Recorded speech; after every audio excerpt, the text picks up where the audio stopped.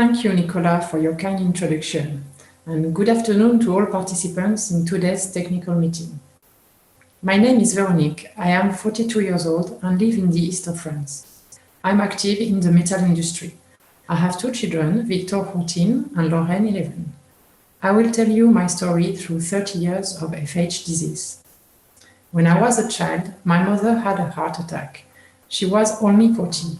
The doctors found that hypercholesterolemia was the only risk factor.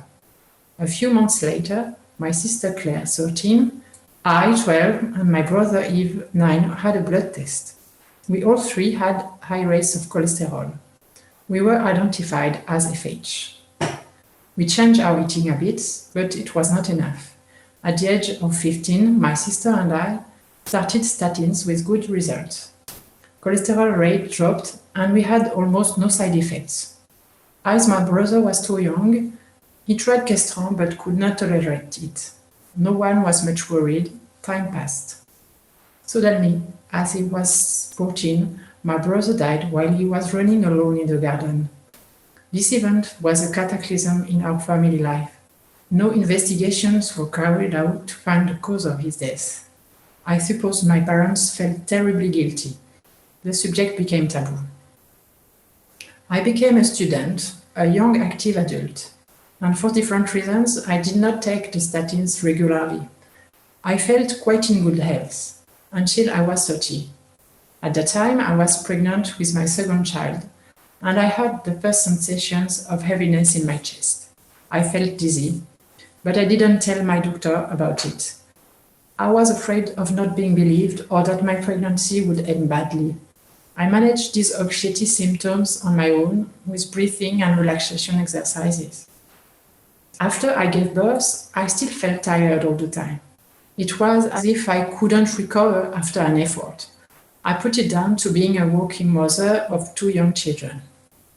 I lived like that without consulting a doctor, without complaining. When I was 34, my mom had her third heart attack. That made me think about the fact that I was not taking good care of myself. I decided to consult a doctor. She prescribed a blood test. Of course, cholesterol was high. When I consulted again, she wrote a letter for a visit to a cardiologist. I hadn't seen one for 17 years. At the cardiologist, I described my symptom, feeling exhausted, tightness in my chest. I told him that I had a genetic background. He gave me an electrocardiogram, which was apparently okay. He told me, "You have a great heart. Maybe you're depressed."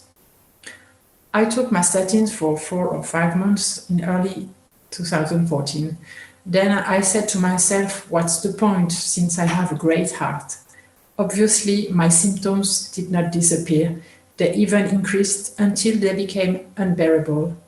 I had feelings of near death, especially at night. One morning, I decided to change my route from home to work to drive past the cardiologist again and tried to make an appointment. I was lucky enough to see a secretary who listened to me. She immediately set me up for the electrocardiogram. The cardiologist gave me a spray of nitric acid and told me I was having a heart attack right there, right then.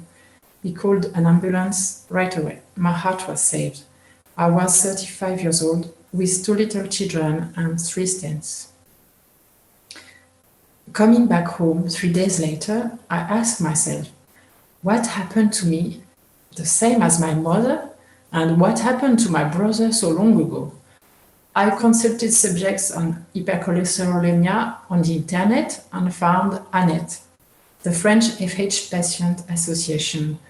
I got in touch with them and found great moral support. Also, the association advised me to test my children as soon as possible, which I did. Their cholesterol rate is quite low, even if they both have the same defect gene as me. As a mom, these investigations clearly reduced my worry about my children's health. Also, I invited my sister to do the test for her 2 children, and her boy was diagnosed with FH. My feeling today is that early testing is crucial. FH awareness and understanding is crucial. And addressing mental health impact of fear, isolation, and taboo is crucial. If we can protect our children and future generation from this through screening, the impact will be enormous. Thank you for listening and hopefully for acting. I would now like to give the floor to Charlotte to share her different yet painfully similar story.